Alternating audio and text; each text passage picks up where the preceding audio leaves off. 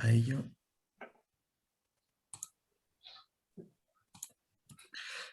Buenos días a todos. Perdonar el retraso. Vamos a pasar directamente a la primera pequeña exposición, que es sobre la reglamentación técnica, el código técnico y la resbaladicidad, que la vamos a impartir Juan Quepodollano, que soy yo, y Elena Frías.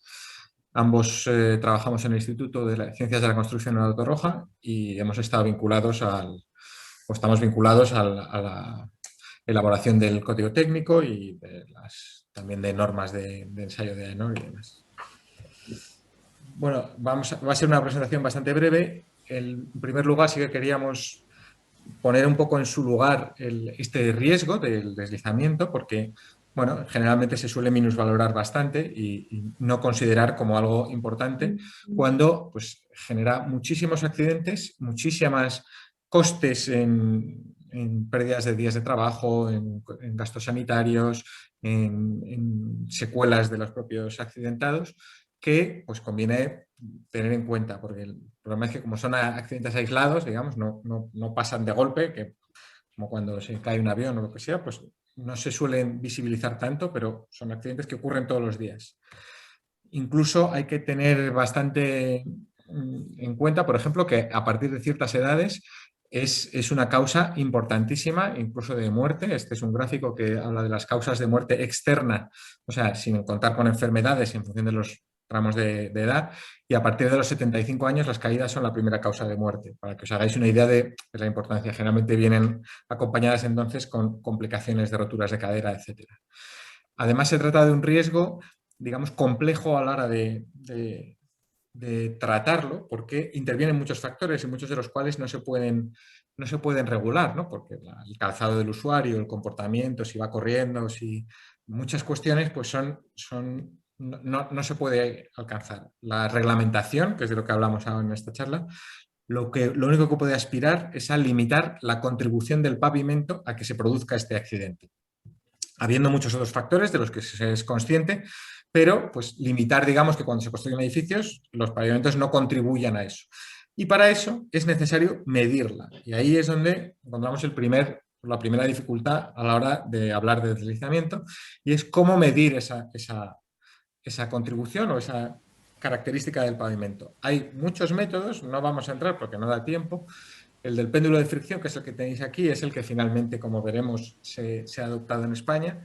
Pero bueno, aparte de este método, que como principal ventaja, desde nuestro punto de vista, tiene que se puede realizar in situ, o que digamos, se puede desplazar a un suelo ya construido para evaluarlo. Otro de los frecuentes es la rampa, que, bueno, que todos tienen sus virtudes y sus inconvenientes. O hay muchos aparatos que son deslizadores y que al final, trigómetros se les llama también, que pues deslizando sobre el suelo miden esta característica. Así como multitud de inventos que no os podéis hacer una idea de la cantidad de inventos que hay y que demuestran que desde el punto de vista del ensayo no estamos o no tenemos una solución ideal hoy en día, puesto que se siguen investigando, digamos, contrarrestando diferentes opciones, aunque la que se escogió en el código pensamos que es realmente hoy en día la más fiable. Bien, en el año 2006 se decidió dentro del Código Técnico de la Edificación, que como sabéis es el marco reglamentario a nivel nacional, incluir esta condición dentro del reglamento. Porque como os ha dicho Juan, pues es una condición importante que había que limitar, ¿no? Y por primera vez, además, se cuantifica ese límite, esos límites seguros. Paso. Como sabéis, esta condición ya se venía pidiendo en distintas reglamentaciones autonómicas, a nivel sobre todo de accesibilidad. Sin embargo, no se establecía un límite, se dejaba al propio criterio del fabricante que establecía cuál era ese carácter o esa condición de antideslizante en su pavimento. Únicamente en la norma tecnológica de edificación del año 84, relacionada con los pavimentos, que como sabéis no eran normas de obligado cumplimiento, se establece un límite para medir esa contribución. Y además se utiliza, como veis, el péndulo de fricción, por lo que es una metodología que históricamente se venía utilizando aquí en España. Pasa. Pero ¿por qué se decide utilizar esta metodología de ensayo? Bueno, pues, en principio se hizo un análisis de cuáles eran las normas de producto y qué tipo de ensayos utilizaban, y se vio que había una variabilidad en cuanto a ensayos y en cuanto a diferencias en los procedimientos, incluso dentro del mismo tipo de ensayo. Por lo que el Ministerio decidió utilizar una norma no ligada a un pavimento, a un producto, un ensayo genérico, y el único que encontró fue el anejo A de la norma experimental 12.633, que era la que establecía el método de péndulo de fricción en húmedo. Pasa. A pesar de toda esta discrepancia en cuanto a metodologías en los productos, desde que se aprobó la Directiva de Productos de Construcción, pues sí que se establecía, por ejemplo, en su documento interpretativo, que las normas armonizadas de producto deberían utilizar un ensayo único. Sin embargo, esto no ha sido así. Incluso hoy en día no existe acuerdo a nivel europeo, e incluso en la norma que se está desarrollando en estos momentos, la CNTS 16.165, pues incluye estos 3 ensayos que hemos visto, la del péndulo, la rampa y el tribómetro, no estableciendo diferencias entre las metodologías ni para qué tipo de, por ejemplo, de usos se podrían diferenciar o utilizar cada uno de estos ensayos. Además de esto, en 2014 se anula la norma NV 12.633, que es la que se hacía referencia dentro del código técnico. Por eso, desde el Comité Técnico Español de Resbaladicidad se decide trabajar en concretar de mayor manera el ensayo del péndulo de fricción, como venía dentro de esta norma europea que hemos visto, dentro del anejo, creo que era el C, si no recuerdo mal. Este anejo se decide definir muchísimo más, por ejemplo, porque estaba como muy abierto, no definía cuál era la goma o el deslizador que debería utilizarse para el ensayo, el procedimiento no era muy claro, entonces se decide concretar mayor medida dentro de una norma española, definiendo por una parte el ensayo en húmedo y por otra parte el ensayo en seco, estableciendo la zapata 55 para el ensayo en húmedo y la 90, que era como se venía utilizando dentro de la 12.633, y para el ensayo en seco la zapata 96, puesto que tenía menor dispersión en seco que la zapata 55. Además, también se define, o sea, concreta mucho más cómo es el procedimiento in situ, que como venía en Europa. Pasa.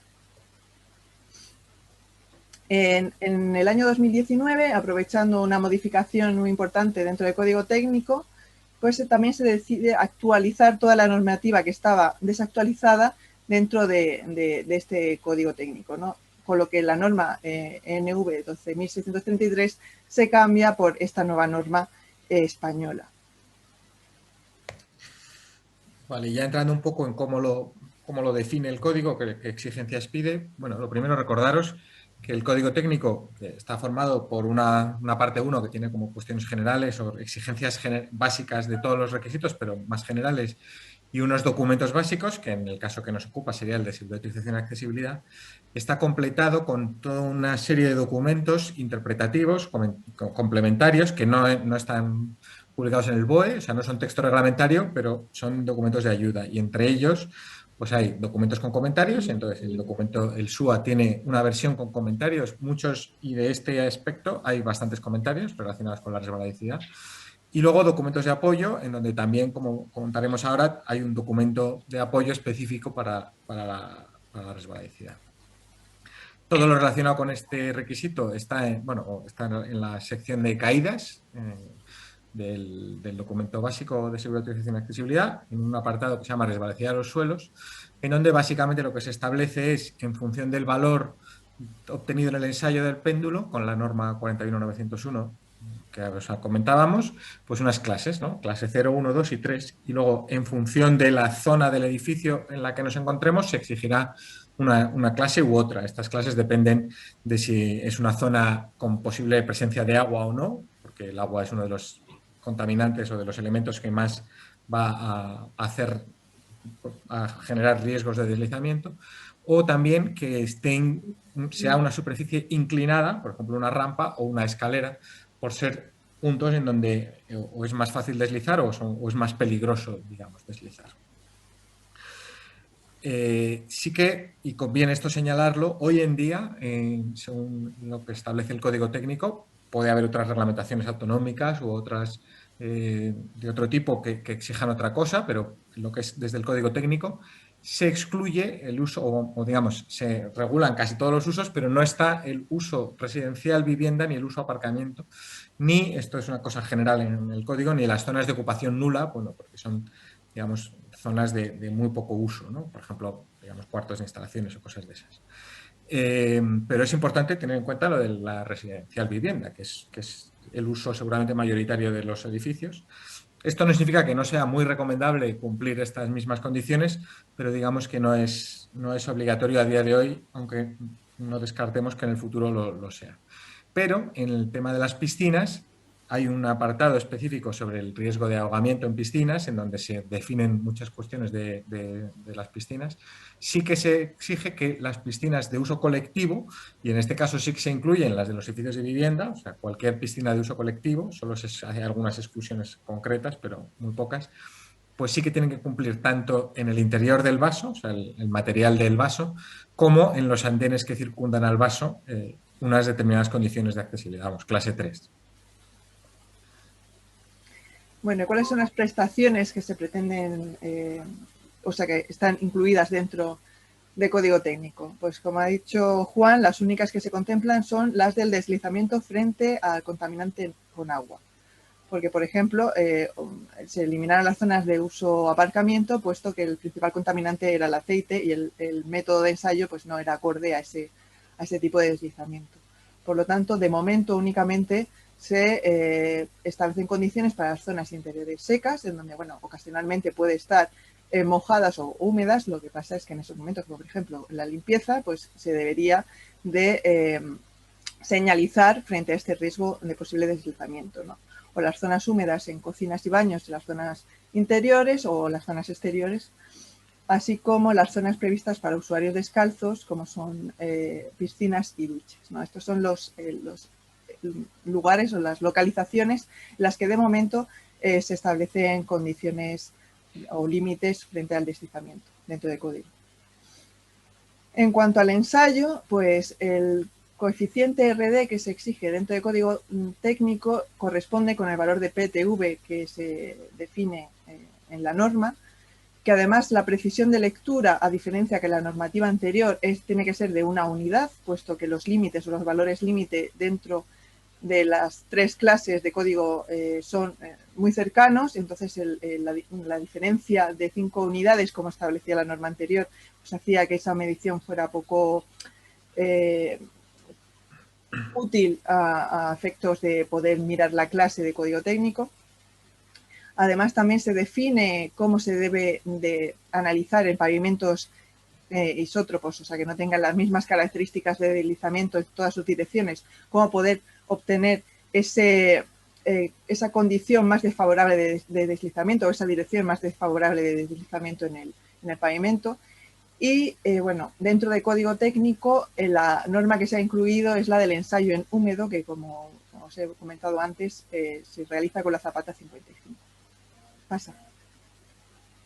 Además del documento reglamentario, existe un documento de apoyo que, bueno, lo que pretende es explicar o analizar un poco más lo que es el riesgo de deslizamiento. Pero además, en este documento de apoyo se establece un ensayo alternativo en zonas interiores secas con el péndulo de fricción, que utilizaría, pues por tanto, se apoyaría en la otra norma, la que utiliza la goma 96, y también se desarrolla una serie de listado de suelos seguros que se podrían utilizar sin necesidad de realizar este ensayo de péndulo de fricción. Bien, y con esto habremos terminado la presentación. Si tenéis alguna pregunta, como son presentaciones muy cortitas, os rogamos que vayáis apuntándolas y al final de todo lo que es la sesión, pues levantéis la mano y así nosotros podemos dirigirnos a vosotros para que podáis realizar las preguntas pertinentes. Muy bien. Pues ahora damos paso a Perdón, estoy viendo el programa. Pues nada, la siguiente presentación va a correr a cargo de Julia Chiganok y David Rubio, así que cuando queráis. Muchas gracias, Juan. Buenos días a todos. Sí, soy Julia Chiganok, representante de un laboratorio de resbaladicidad situado aquí en Navarra. Somos acreditados de INAC en ensayos de resbaladicidad. Como tengo unos cuantos minutos, pues me gustaría centrarme un poco en los aspectos importantes, hablando sobre el tema de resbaladicidad. Como he dicho, somos los que realizamos ensayos de resbaladicidad, de los que pisamos directamente la instalación y vemos la problemática de los pavimentos, cómo se encuentran actualmente y realmente en el día de realización del ensayo. Sí que vemos que con el tiempo pierden las propiedades iniciales y la mayoría de los casos cambian la clase a lo largo de su vida útil. Por eso ya hace más de 8 años se implantó un control obligatorio aquí en Navarra en las instalaciones deportivas con piscinas. Y de hecho es la primera comunidad autónoma que implantó este control y hasta ahora es la única que plantea un problema de las caídas y control de los pavimentos. No obstante, cada día que empezamos la instalación, o no solo en Navarra, realizamos ensayos en toda España, el primer miedo que provoca a la propiedad, ¿qué pasa si mido y no cumple? Todos tienen miedo de conocer, asumir la responsabilidad y tomar decisiones de cómo solucionar el problema. También creo que es muy importante transmitir a esa gente que al día de hoy hay muchas soluciones antideslizantes, muchas empresas que en un coste no muy elevado y con poco tiempo de 1, 2, 3 días, depende de cada caso, ya se puede llegar al resultado final y conseguir el resultado necesario. Y en corto plazo ya puede estar utilizada la instalación por usuario final. Pero a la vez, asumiendo estas responsabilidades, la propiedad lo que recibe las responsabilidades y tomar las decisiones de realizar mediciones e implantar el control de los pavimentos ya instalados, la propiedad llega a proteger el usuario, que son nuestros padres, nuestros abuelos, nuestros hijos, y yo creo que merecen estar en una instalación protegida y de usar una instalación segura de todos los sentidos. Y creo que está en nuestra mano protegerles y prevenir los accidentes provocados por las caídas. Y también hay que ser conscientes que las consecuencias de las caídas son graves, y aún si se cae una persona mayor de 65 años, este riesgo también se incrementa cuando la persona se encuentra en un entorno húmedo o mojado, como es en el caso de las piscinas, vestuarios y otras zonas similares. Y se puede reducir la contribución del suelo donde se produzcan las caídas cumpliendo los requisitos reglamentarios que establecen, y se puede reducir muchísimos accidentes provocados por las caídas.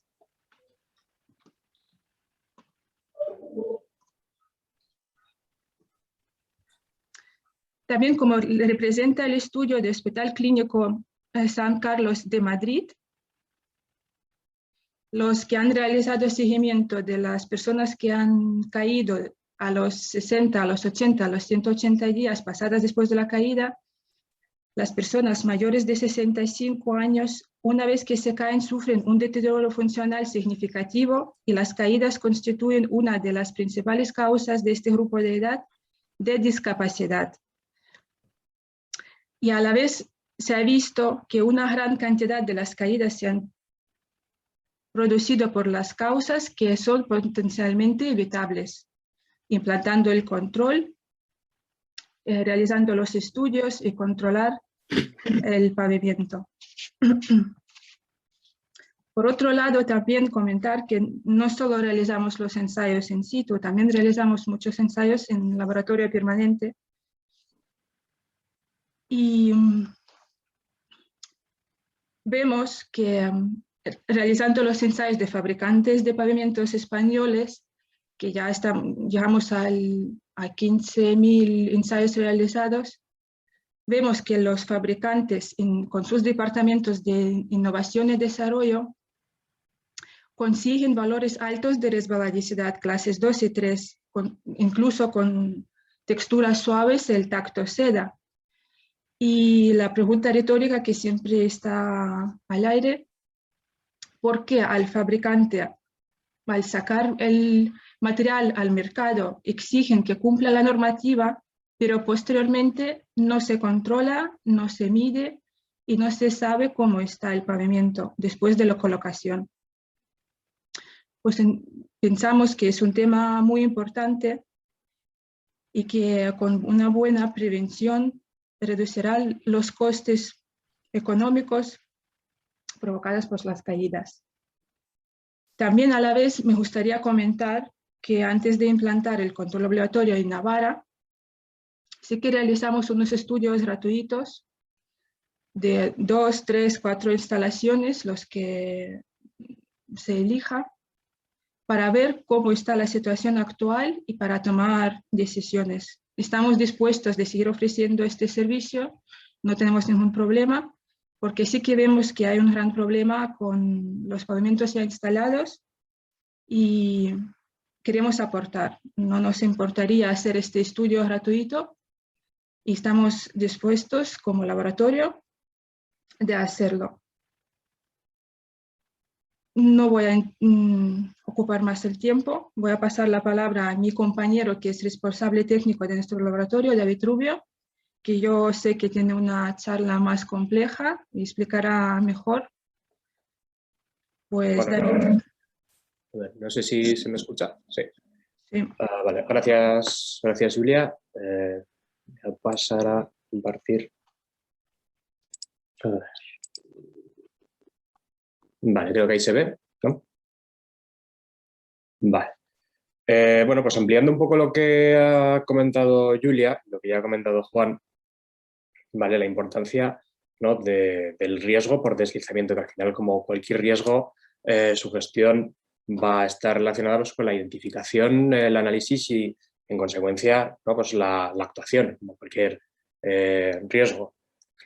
Entonces, aquí en el riesgo de deslizamiento lo que tenemos es, como nos ha enseñado antes Juan, pues una serie de riesgos que van a ser predecibles, que van a ser, pues, el espacio de uso que ya tenemos, el usuario y el calzado, y una serie de riesgos controlables que son con los que vamos a actuar, ¿no?, sobre los que tenemos control y sobre los que luego, pues, la responsabilidad de cada uno puede tomar parte. No, a ver, ahora no me pasa. Ahora. Muy bien, pues en el espacio de uso, que son al final es las áreas por las que el usuario va a transitar, ¿no? Pues estas áreas se van a tener que acoplar a normas de accesibilidad, que el espacio sea adecuado, iluminado, limpio, con su orden, para evitar, pues, tropiezos, resbalones, etc. En el calzado, en el apartado del calzado, que es muy importante, pero no tenemos control sobre él realmente. Podemos tener un control parcial a la hora de, por ejemplo, limitar que se entre con un determinado calzado en una determinada zona, ¿vale? Pero aunque esas zonas estén limitadas, luego el calzado que lleva el usuario no se rige por ninguna norma de seguridad, no están regulados. Por lo tanto, ahí no podemos tomar parte. ¿Qué nos queda entonces? Esto que nos lleva al usuario, ¿vale? Aquí con el usuario, o sea, hay que entender al usuario. Y hay que entender al usuario, hablando de una gestión de riesgos, hay que entender el peor escenario posible. Entonces, el peor escenario posible no va a ser una persona de 20 años atlética que hace deporte 5 veces a la semana, ¿vale? Porque esa persona al final, pues bueno, puede sufrir un resbalón o una caída, pero al final a quién le va a suceder esto es a una persona que no va a estar tan ágil, ¿vale? Lo que nos lleva pues a este rango de edad, ¿vale? A partir de 55 años. Como vemos, ¿vale? Todos los tramos de edad van incrementando su actividad deportiva, pero también lo incrementan la gente de más de 55 años, que son luego los que más representación tienen respecto a su peso poblacional en cuanto a caídas. Son los que más las sufren, las sufren más severas. Por esto, al estar condicionado por la edad, me gustaría poner de ejemplo a mi abuelo. A mi abuelo no ahora, porque el hombre ya tiene 90 años y ya dejó, hace no mucho, pero bueno, ya ha dejado de realizar deporte, pero ha estado hasta hace bien poco, cosa que va siendo cada vez más habitual. Al ponerlo como ejemplo, ¿vale? Yo lo quiero poner como ejemplo, podría haber elegido también a mi padre, pero mi abuelo me parece más interesante. ¿Por qué? Porque cuando va a tener la mayor posibilidad de caída es cuando ya está, digamos, al final de...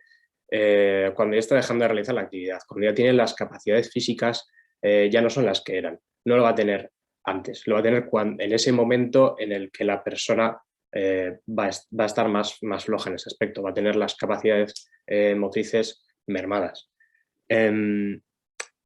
Entonces, ¿qué es lo que pasa con esta persona? Que en este caso, ¿vale? Pues poniendo de ejemplo a mi abuelo José Luis, ¿qué es lo que hace en una instalación? En una instalación resulta que tenemos que la persona viene con su calzado de callo del trabajo, se cambia, ¿vale?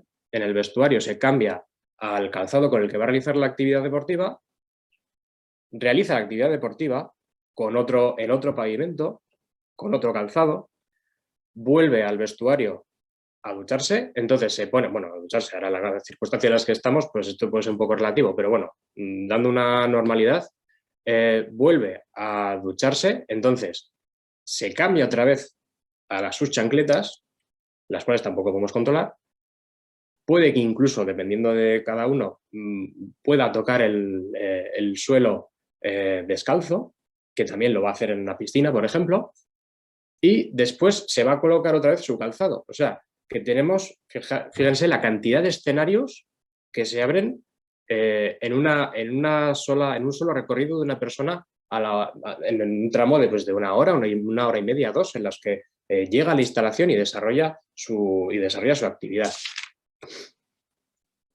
¿Vale? Entonces, esto que nos lleva a la parte en la que podemos actuar. En el entorno, como el entorno es al final, pues bueno, es el que tenemos, y hay que adecuarlo pues a que esté pues ordenado, que esté suficientemente iluminado y que cumpla pues con los requisitos que se ponen de accesibilidad y esté limpio. La iluminación, por ejemplo, es bastante importante, y que sea todo el espacio identificable para la persona, porque muchos de los accidentes, hablando de deslizamiento, ocurren cuando, por ejemplo, pasamos de una superficie a otra y la persona no es capaz de realizar esa transición.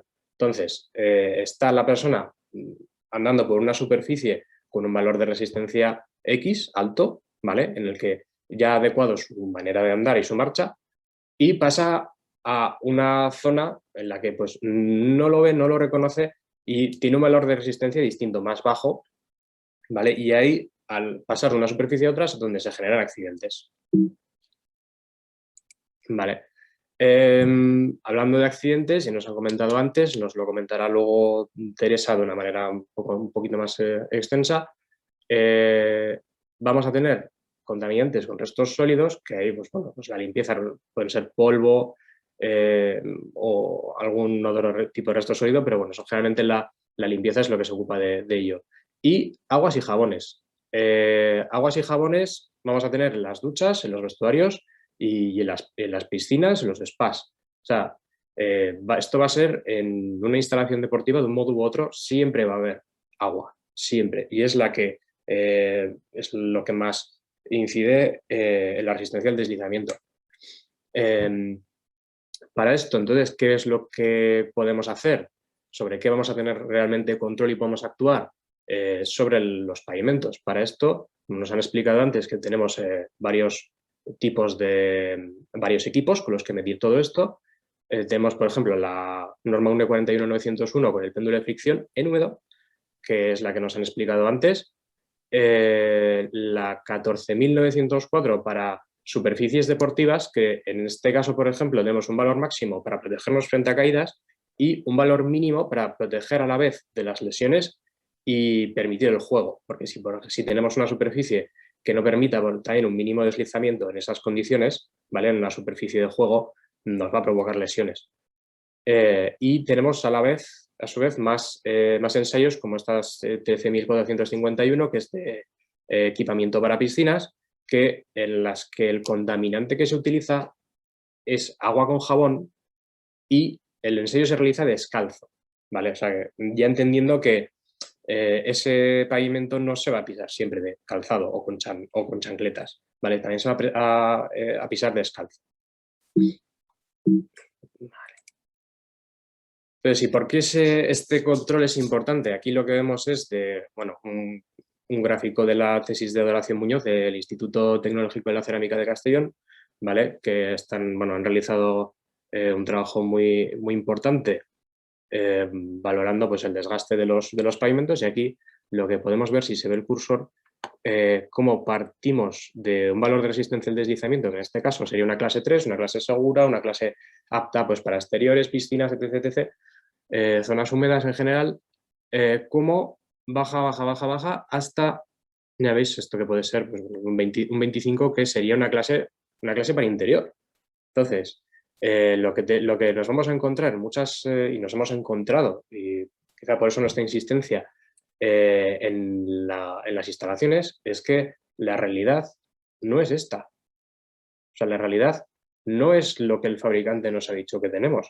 La realidad es que podemos estar 1, 2, 3, 4, 5, 20, 25, hasta 30 años después, y en realidad estamos aquí. Y esto no limita el riesgo. Esto no limita el riesgo de manera adecuada. No está pensado, ese pavimento que estaba pensado para este uso, la realidad que nos vamos a encontrar es esta. Entonces, ¿cómo vamos a solucionar esto? ¿Qué soluciones podemos aportar nosotros como instalación deportiva, como laboratorio, como reguladores de todo esto? Una de dos, pues o sustituir el pavimento, lo cual suele ser costoso, laborioso y bueno, se suelen poner un montón de pegas, sobre todo por lo económico, o aplicar un tratamiento, que esto es lo que nos ha comentado Julia, que aquí ya en Navarra tenemos una experiencia amplia con esto.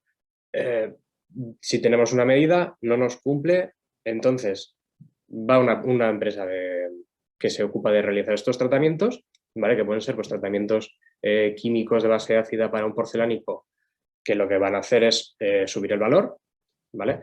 O aplicar sobre la superficie pues, pinturas, resinas, también materiales que modifican la superficie y van a convertir esa superficie que no era segura en segura para su uso previsto.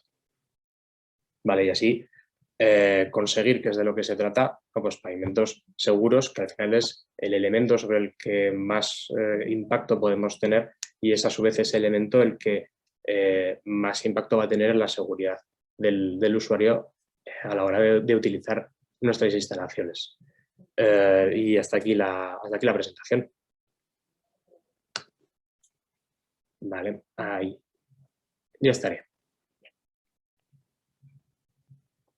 Y ahora me parece que le toca a Teresa.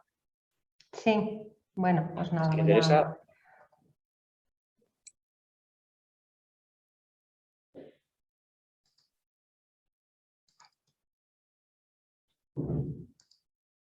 Bueno, pues nada, buenos días a todos. Primero agradecer a la Asociación Española de Caídas que ha organizado este seminario, que a mí pues, personalmente me parece muy interesante. A ver qué os parece a los compañeros, que os doy las gracias y y que nos estéis escuchando, ¿no? Que sé que son muchos. Y luego también, bueno, pues a la SESA por su colaboración en la difusión, ¿no? Bueno, pues soy Teresa Ferrer y soy jefa de sección de Sanidad Ambiental en el Instituto de Salud Pública de Navarra, pero también soy delegada de la SESA. Quería empezar, bueno, también diciendo que hoy justo es el Día de la Seguridad y la Salud en el trabajo. Nosotros somos Instituto de Salud Laboral y Pública también, ¿no? De Pública y Laboral. Entonces, bueno, me parece también un día importante para este seminario. Y quería empezar con algunas mantras que yo me suelo repetir en relación con las piscinas, ¿no? Y es que, bueno, que la gente los va a disfrutar como un sitio de recreo, cada uno, bueno, pues hace el deporte que hace o simplemente las disfruta desde un punto de vista más de recreo, pero los riesgos en todo caso tenemos que ser capaces de controlarlos hasta el máximo posible, ¿no? Y que no se conviertan pues en una fuente de problemas. Deben ser entornos seguros y debe primar el derecho a la protección de la salud, que todos tenemos reconocido, como sabéis. Y para ello, bueno, pues deben garantizarse políticas de prevención de riesgos, ¿no? en salud pública, que es para lo que trabajamos, y sabemos que lo hacemos a base de controles y también, bueno, pues que tenemos una legislación que nos apoya, ¿no? En todo caso, pienso que no debe comprometerse la protección de la salud, esta protección que he dicho a la que tenemos derecho, por incumplimientos normativos, por eso tenemos que vigilar, o por conflictos de competencias, que luego comentaré.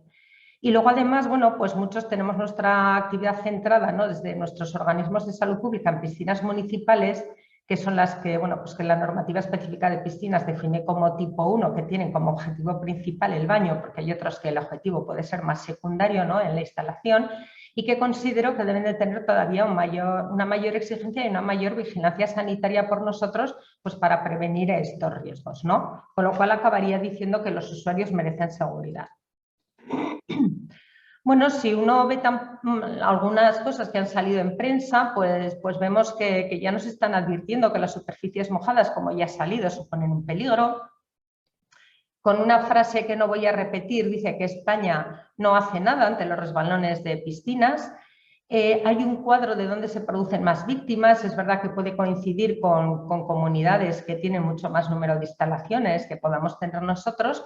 Y bueno, pues Navarra dice que sí que ha adaptado la legislación, ¿no? Ahora veremos un poco por qué lo dice. Si cogemos como referencia algunos organismos que por lo menos hasta ahora eran de reconocido prestigio, ahora con el COVID pues hemos visto algunas cosas no tanto, como puede ser la Organización Mundial de la Salud, pues uno ve que las caídas las define como un acontecimiento que precipita a la persona al suelo repentina e involuntariamente, ¿no? Entonces, bueno, eso es muchas veces lo que nos puede pasar. Y luego también la bibliografía define el resbalón como una pérdida repentina de equilibrio por un deslizamiento del pie. ¿Y qué nos dice la Organización Mundial de la Salud? Pues que hay pocos estudios epidemiológicos. La verdad es que es una pena, algunos han salido antes, ¿no? Pero hay pocos para averiguar, luego nombraré alguno, pues las causas por las que se producen esos problemas, ¿no? También ha salido que es la segunda causa de muerte por lesiones accidentales, muy centrada en más de 65 años, que necesitan más que nadie entornos seguros, que hay bastantes muertes al año, tanto en España como en el mundo, por este tema, ¿no? ¿Y qué nos dice sobre las estrategias preventivas? Dice que tenemos que educar a los usuarios, evidentemente, tenemos unos reglamentos internos, unas normas de uso de las instalaciones, tenemos que formar a los responsables, por eso creo que, bueno, pues que formaciones como las de hoy nos ayudan también en este sentido. Tenemos que crear entornos seguros, es uno de los lemas de la asociación que patrocina el seminario, ¿no? Esa importancia de entornos seguros que nos rodeen. También nos dice que tenemos que investigar las caídas para ver por qué se está produciendo, ¿no? Esos estudios epidemiológicos que muchas veces echan en falta, y que tenemos que tener políticas eficaces para evitar riesgos. Y aquí sí que creo que entra la administración de lleno, ¿no? Con lo cual los riesgos son evidentes. Quiero decir también que tiene muchas guías, hay una guía también de aguas recreativas en la que como riesgo físico también te incluye, además del ahogamiento, las lesiones por caídas. Entonces, bueno, creo que desde los organismos sanitarios sí que se están contemplando estos riesgos, ¿no? Es verdad que en la regulación, pues claro, muchas veces hemos visto que se incluye en la norma el concepto de antideslizante, ¿no? Y bueno, pues muchas veces se ha considerado pues un requisito bastante genérico y vago, o sea, pero en realidad, ¿qué es antideslizante? ¿Es un término absoluto? ¿Algo es antideslizante sí o no? Porque yo ponga el pie y me resbale o no me resbale. ¿Un criterio de un técnico sin aportar ninguna medición es una medida de antideslizamiento? Hombre, pues aunque sea algo que impide patinar, que es lo que dice la Real Academia, creo que debemos de ir más lejos, ¿no? Porque si no entramos en términos de subjetividad y de arbitrariedad que creo que no son deseables. A veces también, muchas veces incluso por parte de los tribunales, cuando ha habido alguna demanda, se ha dado la interpretación más fácil, pues un solo rugoso y ya está, eso es antideslizante. Bueno, no tiene nada que ver, pueden ser las medidas variables, o sea que no es algo fiable y aparte podemos entrar en otros problemas, ¿no?, de abrasión de los pies que luego mencionaré. Con todo esto, bueno, pues somos conscientes de que existen problemas de seguridad en instalaciones, porque si no, no se habría incluido este término, ¿no? Claro, cuando ya hablamos de competencia,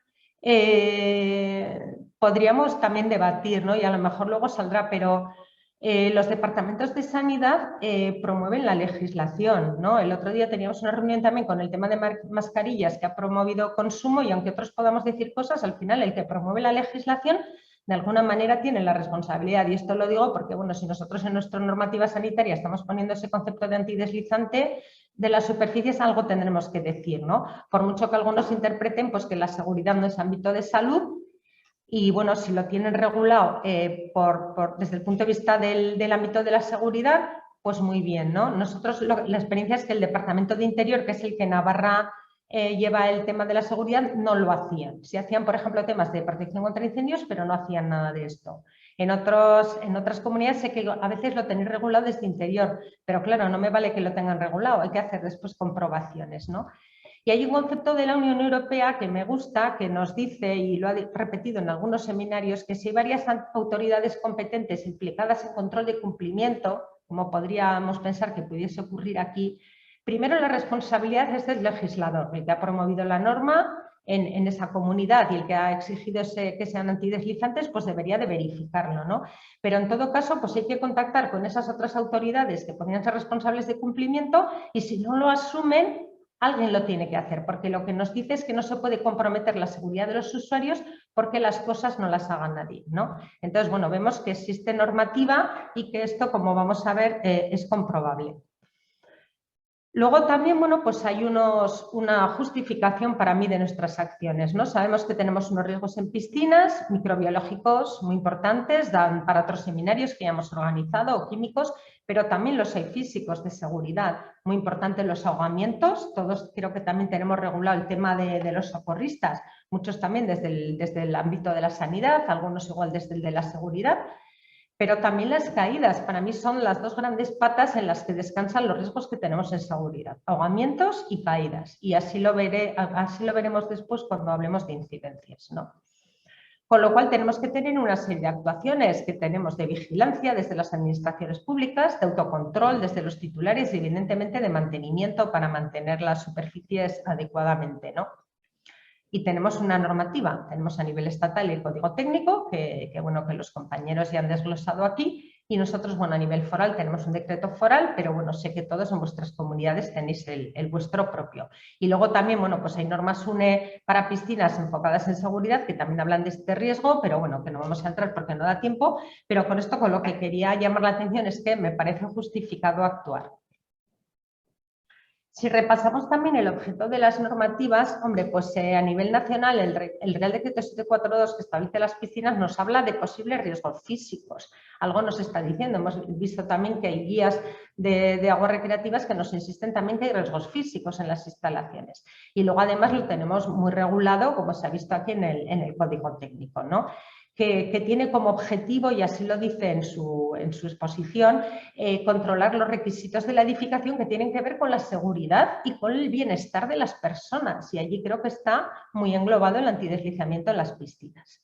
Y luego, bueno, pues nosotros en nuestro decreto foral, bueno, pues es de condiciones sanitarias y de seguridad, tratamos de evitar daños para la salud y para la integridad de los usuarios y los titulares sabemos que son los que deben de garantizar con los medios adecuados. Con lo cual sí que es verdad que existen como esas dos patas y con esto quiero acabar esta transparencia de sanidad y edificación, pero creo que debemos hacerlas compatibles. Y no es algo nuevo en la legislación. Si repasamos desde la Orden del 60, que era preconstitucional y que luego, bueno, pues se derogó por el 742, ya nos hablaba de antideslizamiento y desde luego nosotros en las distintas normativas que hemos tenido venía y luego el Código Técnico nos lo ha incluido y nosotros así lo hemos incluido y muchas otras normativas también sanitarias de que se tiene que cumplir lo que diga el Código. Siempre de alguna manera ha aparecido esa propiedad, ¿no?, de antideslizante. Si cogéis vuestros decretos, bueno, y aquí he puesto el nuestro, pues sale la palabra antideslizante, como veis, en bastantes sitios del decreto. Bueno, y también a veces miramos a ver qué hace Europa, ¿no? Aunque ya hemos visto que el tema, ya lo han comentado los compañeros, no está todavía muy homogéneo, ¿no? Y hay diferentes métodos de medida en distintos países. Sí que Francia tiene una GET, un decreto en el que dice que los suelos de las piscinas tienen que ser antideslizantes en profundidades inferiores a 1,50, más o menos lo que tenemos aquí.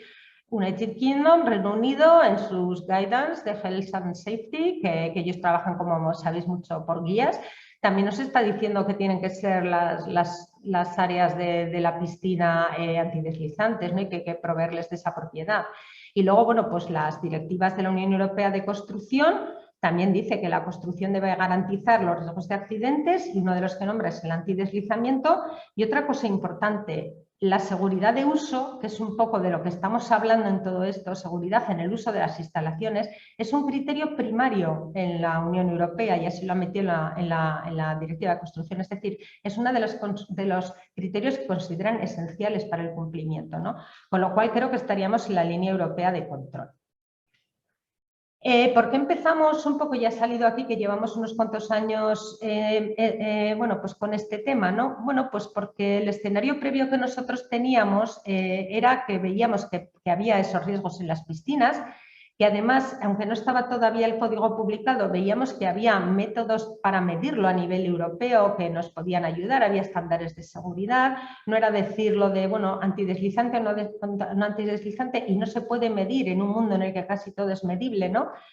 Y aunque sea una definición compleja y una propiedad a veces subjetiva, y era como se había venido trabajando hasta entonces, veíamos también que había un trabajo de la industria que estaba avanzando en medidas y certificaciones, como luego vemos que se ha concretado, ¿no? Y como estamos viendo en este seminario.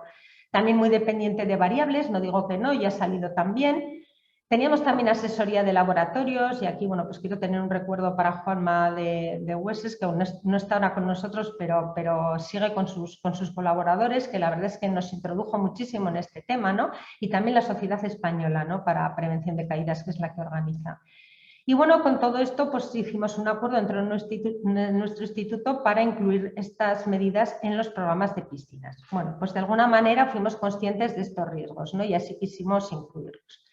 Con lo cual, antes del código teníamos un decreto que ya lo derogamos, que se basaba en esas normas internacionales, en la DIN alemana o en la Tortus inglesa, pero bueno, ahora mismo que estamos con el escenario del código, pues yo creo que todavía es mucho más claro, ¿no? El código nos está hablando que en un entorno europeo armonizado tenemos que poner la misma calidad en todos los edificios, hay que reducir el riesgo, hay que tener suelos adecuados, nos introduce el concepto de resistencia al deslizamiento, nos pone como método el péndulo. Dice que hay que hacerlo en una muestra representativa de las condiciones más desfavorables. Además, nos exige cómo tienen que ser los suelos según localización. Ya ha salido, ¿no?, 2 y 3. Y debe mantenerse durante toda la vida útil. Para mí esta frase también es muy esencial porque las cosas no suelen durar siempre en casi nada. Y bueno, considero que al ser un código que es un real decreto debe cumplirse en todas las comunidades, con lo cual de alguna manera tenemos criterios para elegir y después para conservar los pavimentos. Las clases, pues sabemos que vamos a enfocar a 2 y 3, que es lo que pide para la piscina, que son, bueno, pues resistencias al deslizamiento que pueden variar entre 35 45 o más de 45, que es lo que nos está pidiendo, ¿no? Dependiendo un poco dónde está, ya ha salido también, si está más en las zonas interiores, vestuarios o zonas de poca pendiente, o si hablamos ya de zonas de más pendiente, escaleras, zonas de pies descalzos como el andén, o zonas de vasos de fondo de menos de 1,50, que incluiría los de chapoteo, ya nos pide una clase 3. Y bueno, con los criterios que hemos dicho de conservarlos, ¿no?, durante la vida útil, con lo cual entramos en algo que es medible. No voy a entrar en cómo es porque, bueno, pues ya no nos da tiempo, pero bueno, es un equipo que se puede hacer en laboratorio, que se puede hacer in situ, que con una zapata que roza el pavimento. Ya hemos hablado que hay normas UNE que define cómo tiene que hacerse y laboratorios acreditados y de todo. Y con eso, bueno, pues vamos a tener unos informes de los laboratorios sobre estas medidas. ¿Qué hicimos entonces nosotros? Bueno, pues nosotros tenemos un programa de piscinas de vigilancia, como tendréis seguramente todos, que en abril lo actualizamos. Ahora acabamos de promover el de este año, que se aprueba por una resolución de nuestra gerente. En mayo se hacen jornadas de actualización e información a los titulares, que ahora mismo las estamos haciendo el año pasado y este también la tenemos programada por YouTube. Luego, en junio, entregan sus declaraciones responsables de funcionamiento y se les da acceso a nuestro programa informático, que es Navia, para introducir todos sus datos de autocontrol, para verificar nosotros en esa herramienta. Luego, de junio a septiembre, también hacemos muchísimas inspecciones, tanto desde nuestro instituto como en colaboración con la Policía Foral, que nos ayuda, y ahí tienen que tener esos certificados de antideslizamiento y en septiembre pues cerramos la temporada con los expedientes, etcétera. Con esto quiero decir que es un requisito incluido en el programa. Las bases del programa pues, están sustentadas por el Real Decreto 742, que nos dice que tenemos que tener un programa. Y bueno, pues últimamente desde el año pasado incluimos también todo el tema COVID, ¿no? Tenemos que garantizar el cumplimiento del decreto foral, centrado en las instalaciones 1, 2 y 3, aunque es verdad que priorizamos inspecciones en 1 y 2, por eso que hemos dicho de las piscinas bueno, pues más municipales o de mayor uso.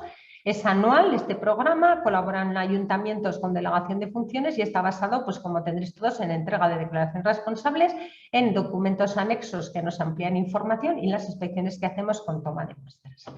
Es verdad que en Navarra no somos una comunidad con muchas instalaciones, ya he dicho antes, ¿no? Aquí podéis ver cómo tenemos 273 y 644 vasos, pero en datos de la Asociación de Profesionales de Piscinas, ASOFAP, que por cierto ahora hoy mismo también están con su Feria de la Piscina, hay 40.000 instalaciones deportivas en España, 32.000 vasos de uso público y 2.800 cubiertas. Esto quiero decir que si el uso es importante, el riesgo también lo va a ser. Bueno, lo que se les pide a los titulares es unos certificados de antideslizamiento de laboratorios centrados en esas zonas que hemos dicho que tienen que tener clase 2 o 3, tienen que medir cada superficie, material o color.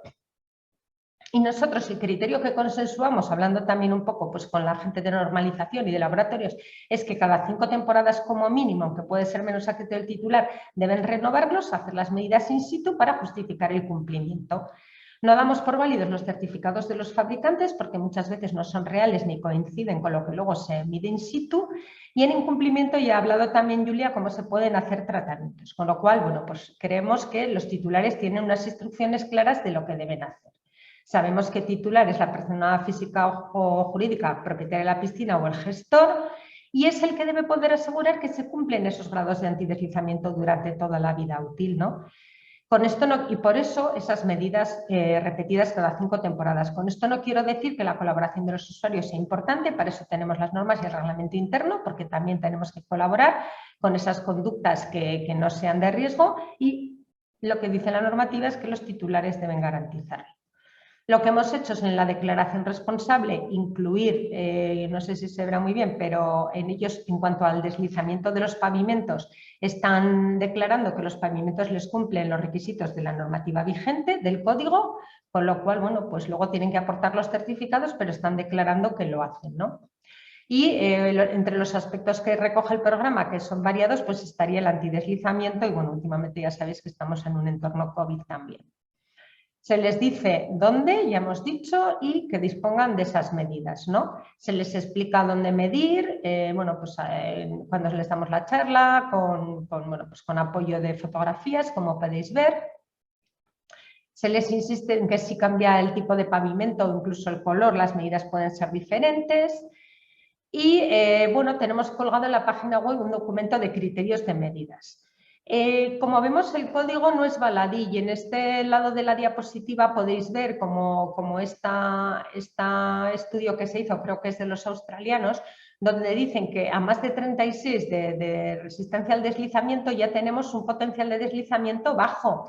Entonces, eso es lo que tenemos que garantizar, que el usuario no esté en rojo, sino que esté en verde. Ya sabéis que funcionamos mucho por semáforos. ¿Dónde quiero estar? ¿En rojo, en amarillo o en verde? Hombre, pues uno desea ir a una instalación que esté en verde, ¿no? Porque esto nos define cuál es la probabilidad de deslizar. Entonces, si yo tengo más de 36, tengo una entre 1.000.000. Creo que es un riesgo asumible, pero a otros, una de 2, pues igual no es un riesgo asumible, ¿no? Entonces, bueno, pues ya se les dice un poco cómo, incluso con fotografías, si puede ser que tengan el mismo pavimento en 2 sitios, se les podría permitir tener solo un certificado siempre que lo indiquen, etcétera, ¿no? En los de nueva instalación, insistir mucho la importancia de que nos los presenten cuando hacen la declaración de una construcción o de una reforma de una piscina nueva y que las hagan justo en el lote y la partida y el pavimento que se coloca en la instalación, porque uno se encuentra con bastantes sorpresas, ¿no? Por eso un poco no dimos por válidos los certificados del fabricante, sino que pedimos esas medidas in situ del péndulo. Es verdad que hay unos consejos ante medidas, hay que vigilar la cal, hay que vigilar los procedimientos de limpieza y hay cosas que nos pueden influir que hay que tener en cuenta y bueno, ya hemos visto que se puede tratar, con lo cual si no cumplen hay solución, ya ha salido también en el seminario. Bueno, nuestra página web con todo lo que estoy comentando.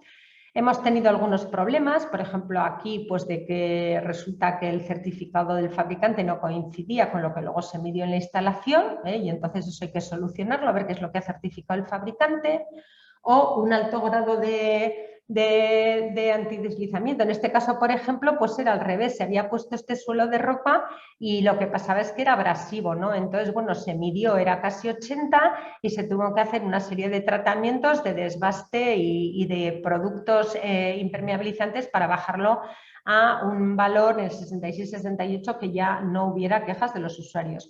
Es verdad que en la mayoría de las normativas no tenemos un nivel máximo, ni lo hay en el código, pero vemos que los niveles máximos también pueden ser un problema. O esto, por ejemplo, que tras hacer la medida, pues luego hubo una limpieza con una pulidora y se rebajó el coeficiente. Entonces, como he dicho, también mucho cuidado con los métodos de limpieza. En este caso, por ejemplo, que salió en la prensa, pues se usó un desincrustante para la limpieza del vaso al principio de la temporada que no se aclaró bien y también produjo problemas en los usuarios, ¿no? Vale, bueno, entonces yo quería también recalcar que tenemos en nuestro Real Decreto 742 de piscinas, sabéis que hay que declarar las incidencias en las instalaciones, que hay unos formularios. Y bueno, una de las que incluye, aparte de los ahogamientos, que he dicho que es un riesgo físico evidente y muy importante, están las lesiones medulares y traumatismos craneoencefálicos. Entonces, bueno, yo creo que eso sí que pueden derivarse, como luego veremos algún ejemplo de este tema del antideslizamiento. Hay que investigar las causas, es lo que nos dice la normativa, el 742, adoptar medidas e informar a la autoridad competente para ver qué se está poniendo una solución, ¿no? Con lo cual, de alguna manera, yo sí veo contempladas ese tipo de lesiones. Luego, bueno, responsabilidad patrimonial. Muchas instalaciones son públicas y ya sabéis que si hay un mal funcionamiento de los servicios públicos, la administración, y así se demuestra, claro, la administración tiene que pagar, con lo cual puede haber desembolsos importantes. De hecho, hay sentencias y grandes desembolsos que también saldrán. Bueno, me gusta poner de ejemplo esto porque en otros países como Reino Unido es que ya hay abogados específicos para este tipo de reclamaciones, para caídas en piscinas. Entonces no estamos hablando de algo baladí. Aquí también hay abogados que lo llevan, pero es que ahí ya hay auténticos especialistas. Y son cosas que han llegado a los tribunales, luego lo vamos a ver. Es verdad que hay criterios desestimatorios si el juez presume que la caída se ha debido a un mal comportamiento del usuario, con lo cual te va a decir que no, pero también hay criterios estimatorios. Si el juez ve que la instalación podía haber hecho algo más para mejorar esa seguridad, pues sí que te puede dar la razón, ¿no? ¿Y qué dicen los usuarios? Pues también nos hablan a través de la Confederación Estatal y nos dicen que se quejan de que las piscinas públicas sigan siendo de suelos resbaladizos, que consideran fundamental que los pavimentos no sean deslizantes y que muchas piscinas siguen teniendo esas zonas que pueden causar lesiones y heridas. Sabemos que el riesgo es la combinación de la gravedad del daño con la probabilidad de que se produzca.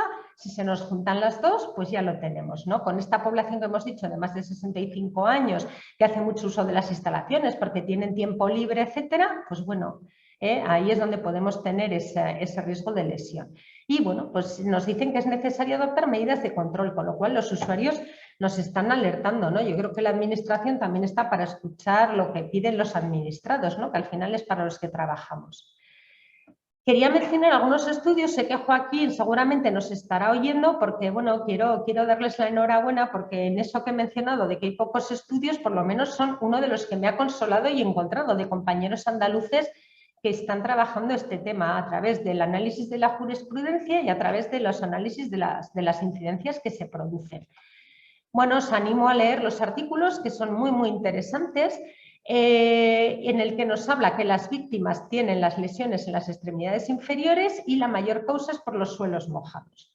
Y bueno, extraería de sus estudios que las lesiones asociadas con piscinas es un problema de relevancia en salud pública porque produce daños humanos, que son los más importantes, desde luego, aparte de los económicos, que las caídas es uno de los motivos principales de lesiones y secuelas.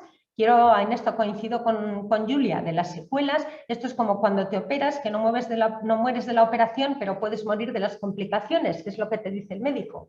Pues aquí podemos hablar de lo mismo, ¿no? Podemos morir después de las secuelas. Entre los requisitos técnicos más litigados vemos que está, o es lo que dicen estos compañeros, la resbalosidad de superficies, es decir, el tema está ahí, y que el perfil es una persona adulta sana con lesiones en las extremidades inferiores por un resbalón cerca del vaso, con lo cual los estudios que hay, aunque sean pocos, avalan que el problema es evidente. Quería terminar diciendo que siempre me ha parecido muy importante la colaboración con el sector, con los stakeholders, que dicen los anglosajones, por la necesidad que tenemos de aprender juntos. Creo que si vamos de la mano conseguimos muchísimos mejores resultados. Y aquí tenemos tres patas, los titulares, nosotros que los controlamos y los laboratorios y empresas que pueden ayudar en ese cumplimiento y que tienen su papel esencial también. Y como conclusiones, por terminar, que no me quiero extender, me quedaría con que las caídas por resbalones son una importante causa de morbilidad en piscinas, creo que debemos de ser conscientes, que es indispensable evitar todos los riesgos que tienen estas instalaciones para los usuarios y, bueno, las responsabilidades patrimoniales de paso, que los titulares son los responsables de garantizar esa seguridad y los usuarios deben de respetar las normas, desde luego, que me parece necesario incluir en los programas de piscinas este tipo de medida, este control de riesgos físicos para garantizar también esta seguridad, que los certificados de medida que nos aporten dan cumplimiento a los decretos autonómicos de piscinas si lo tenemos, o a los de seguridad o al código y avanzamos en este tema, que es relevante la colaboración del sector porque lo que tenemos que crear es una filosofía de cumplimiento de los titulares, porque no creo que estemos para darles los decretos y decir, mire, aquí tiene usted el decreto y cúmplalo. Creo que tenemos que estamos obligados a crear una filosofía de cumplimiento. Para eso estamos en la administración. Y en Navarra los titulares han incorporado con normalidad estas exigencias al programa de vigilancia y no hemos tenido graves problemas. Bueno, pues ha habido que hacer algún tratamiento y ha salido también, pero no va más allá, ¿no? Creemos, por favor, entornos seguros para evitar los resbalones. Y con esto quería acabar y nos ponemos a vuestra disposición después, cuando acaben todos los compañeros, para las preguntas. Sí, hola, buenos días. Creo que me toca a mí ahora. Soy Samuel Usó, soy miembro de la SRGS y trabajo para Laboratorio de Resbalosidad como responsable de atención a fábricas de pavimentos cerámicos en Castellón. Queremos hacer en este punto un inciso para comentar la situación actual en cuanto a la jurisprudencia de las caídas en España. Tenemos una dificultad a la hora de que los usuarios pidan responsabilidades a los responsables de los pavimentos deficientes con una resbalosidad peligrosa. La principal traba radica en que los costes legales de los procedimientos judiciales son caros y en la mayoría de casos son personas mayores, jubilados en la mayor parte, o pensionistas, y con pensiones no muy altas para los cuales estos procesos son muy costosos, tanto en dinero como en tiempo de espera. Un accidentado por caída tiene que demandar judicialmente, normalmente, generalmente por la vía civil. Tiene que proveerse de abogado y procurador. Las demandas son caras Los abogados y procuradores son alrededor de unos 2.000 o 3.000 euros lo que cuesta. Pero los procedimientos también se dilatan en el tiempo, excesivamente, lo cual hace que los ciudadanos se lo piensen mucho a la hora de demandar. Además, en la mayor parte de los casos son administraciones locales o comarcales, con el temor jurídico que esto conlleva. Os voy a presentar 3 casos que son representativos. Están judicializados, ¿vale? Un momentín.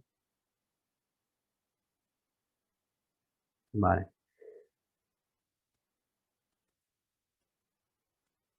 Abro, compartir. Vale, no sé si se ve ahora. No se ve, Samuel. No se ve. Vale, un momentín.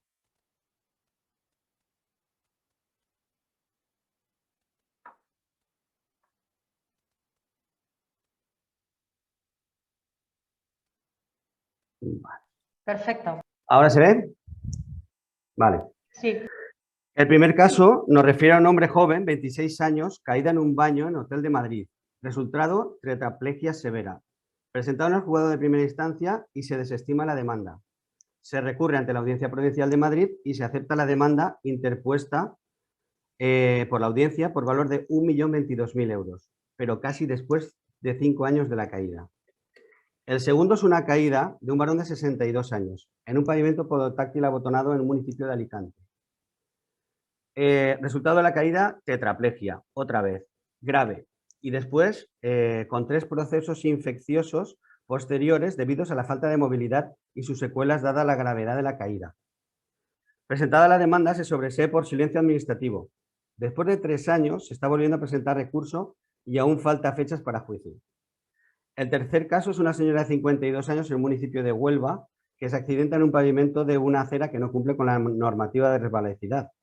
La señora presenta fracturas en tibia peroné y fractura del maleolo del tobillo, con resultado de operación y la inserción de 16 piezas de titanio para recomponer las diversas fracturas.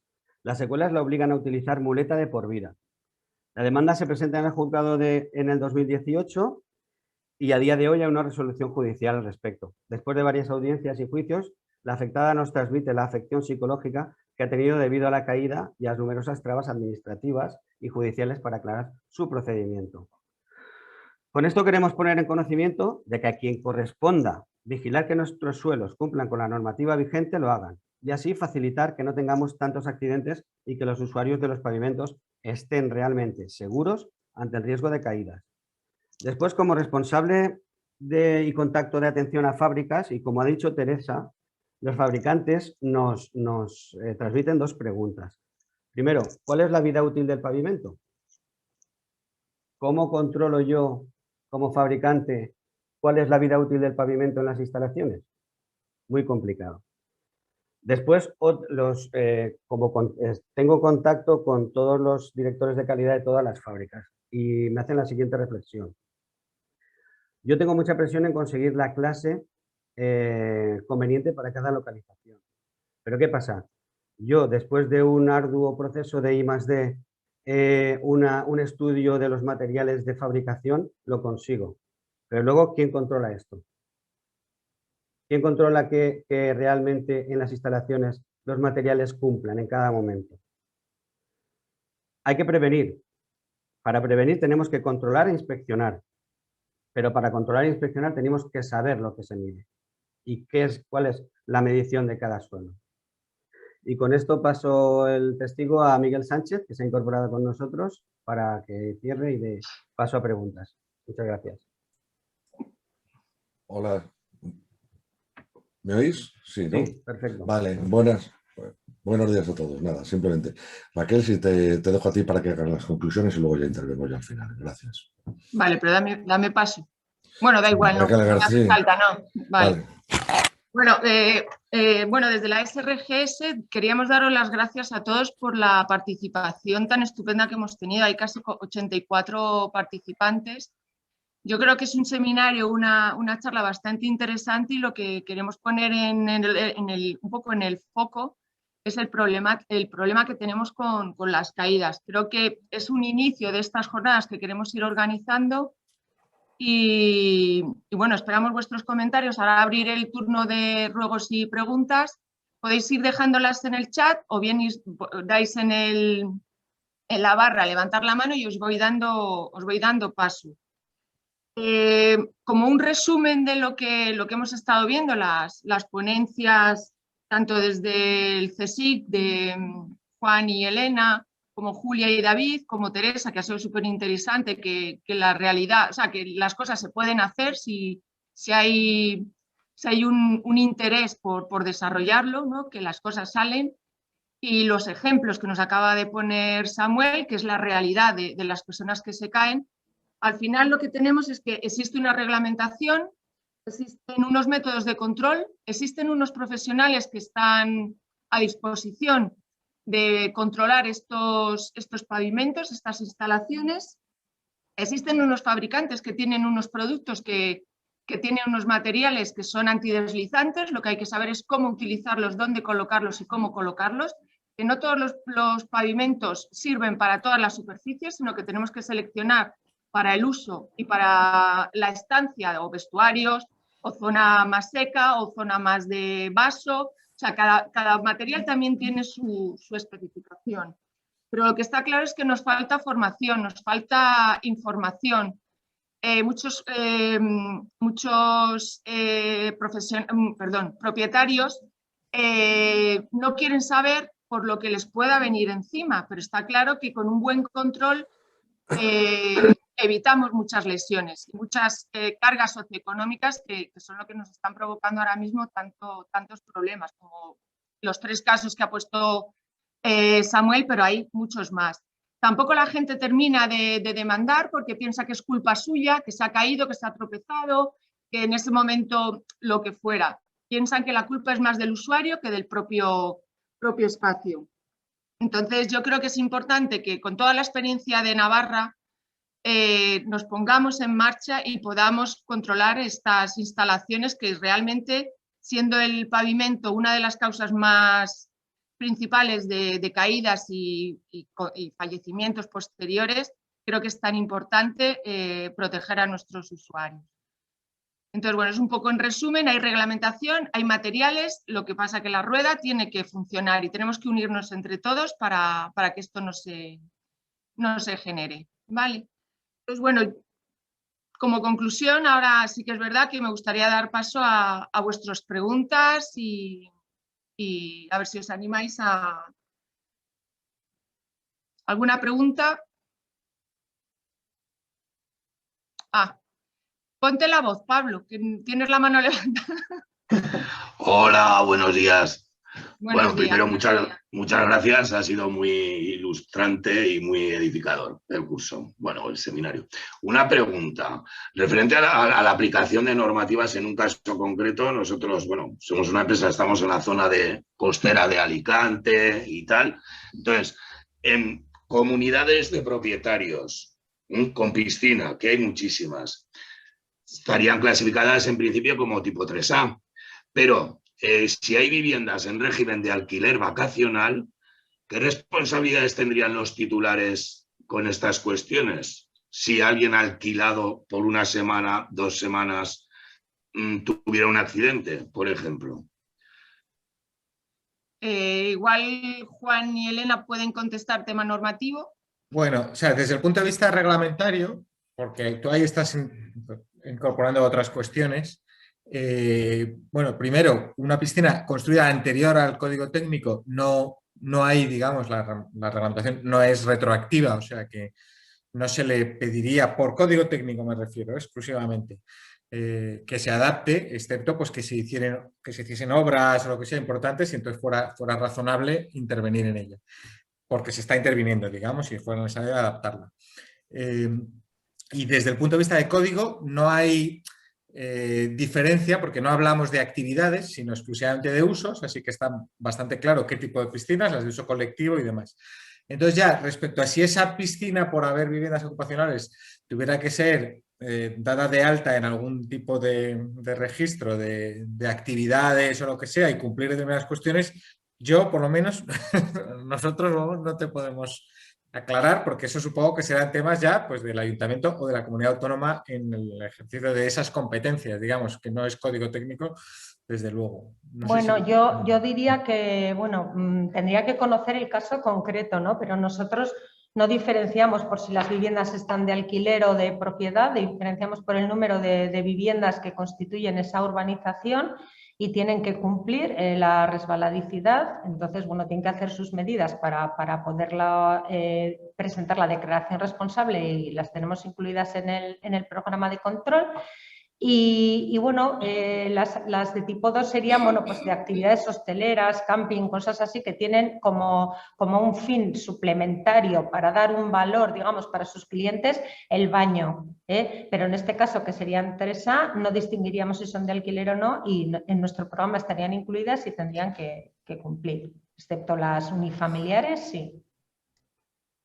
Muchas gracias. Vale. Hay varias personas que están escribiendo en el chat. Bueno, a mí me han llegado algunos como directos hacia mí que quieren preguntar a Teresa también. Entonces, pues os voy dando paso. N. Valero, que no sé quién es. Hola, sí, soy Natalia. Hola, buenos días.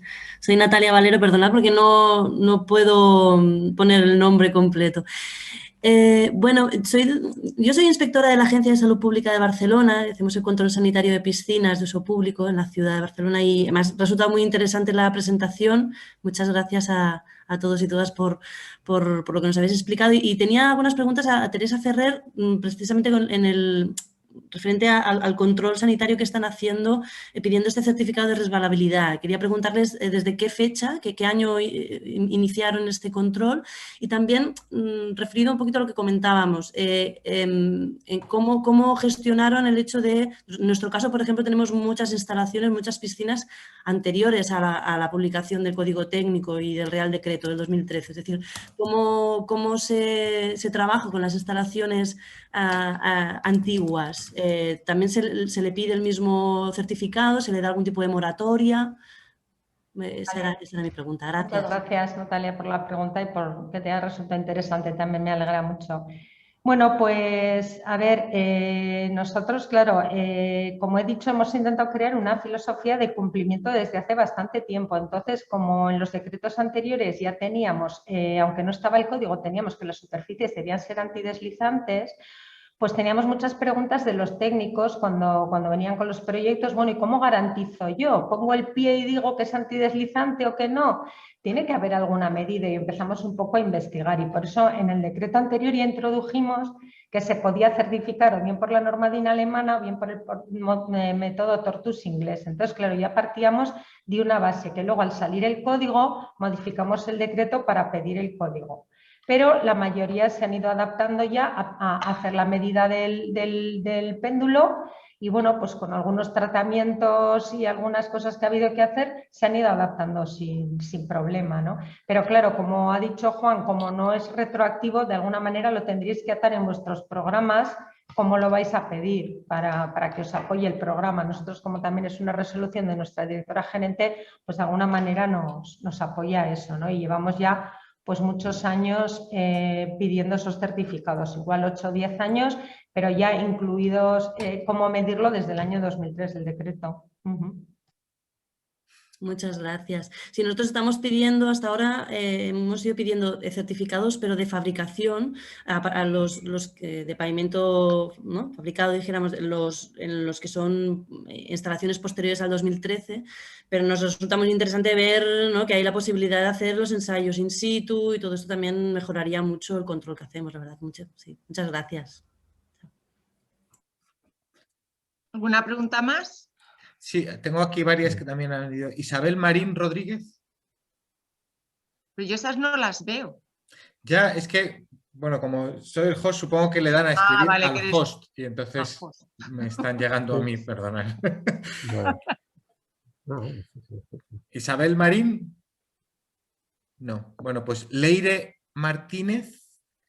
Bueno, sí. Sí, Leire. ¿Tenías aquí alguna pregunta o...?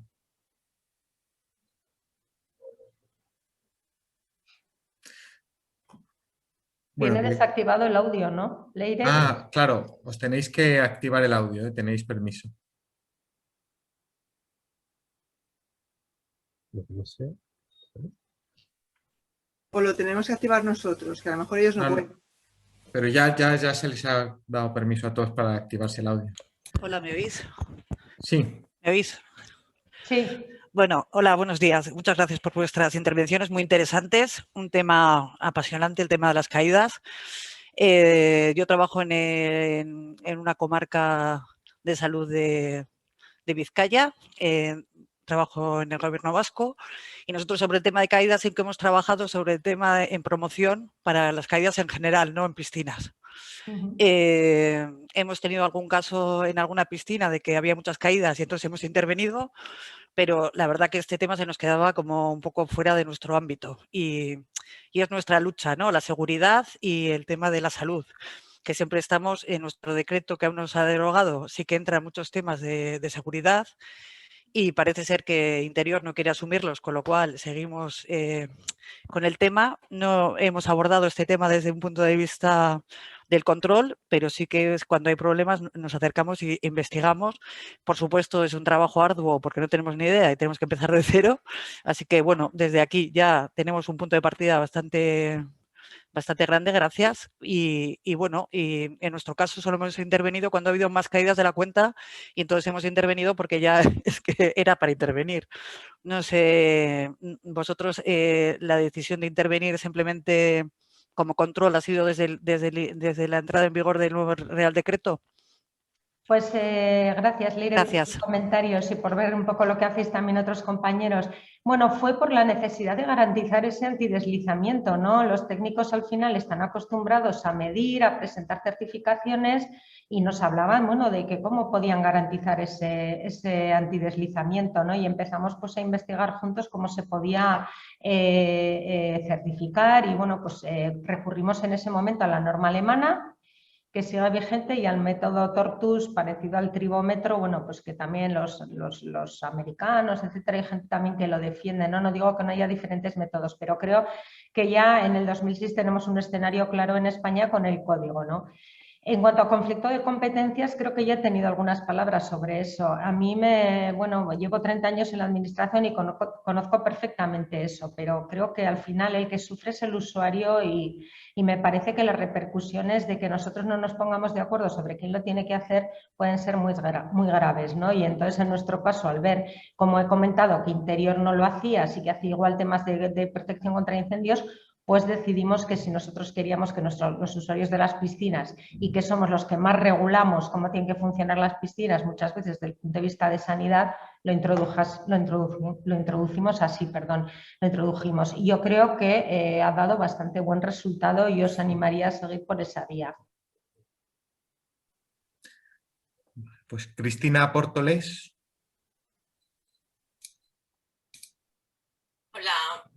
Hola, buenos días. Sí, soy compañera de Natalia Valero en la Agencia de Salud Pública de Barcelona. De hecho, mi compañera ya ha hecho una consulta muy similar a la que yo quería hacer también a Teresa.